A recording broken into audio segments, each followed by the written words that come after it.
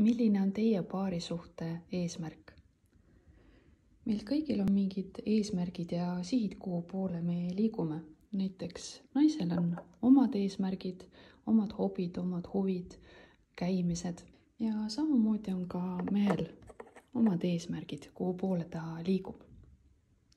Kuid on väga oluline, et paarisuhtele oleks ka oma eesmärk, mille suunas nad liiguvad koos kui paar.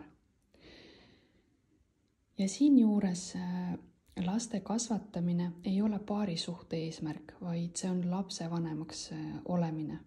Vahest võib juhtuda, et püstitatakse liiga kõrge eesmärk. Näiteks, kas tahetakse ehitada maja või tahab üks partneritest näiteks luua oma ettevõtte, oma impeerium. Kuid see eesmärk võib olla nende jaoks antud hetkel liiga suur ja nad peavad maksma liiga kõrget hinda. Näiteks paar on otsustanud ehitada maja ja mees paneb kogu oma ressursid, oma aja, oma raha ehituse alla.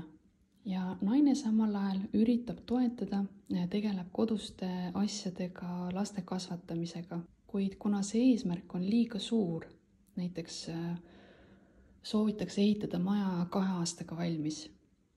Ja mees on pidevalt ära, on pinges, närviline, võib-olla tema tervis ütleb üles, naine on kodus, võib-olla üksildane ja ei jaksa, on kurnatud. Ja nii tekivad paari suhtesse pinged. Nii et paar ei jõuagi ühise eesmärgini, vaid lähevad lahku, igaüks oma teed, kuna eesmärk oli liiga suur.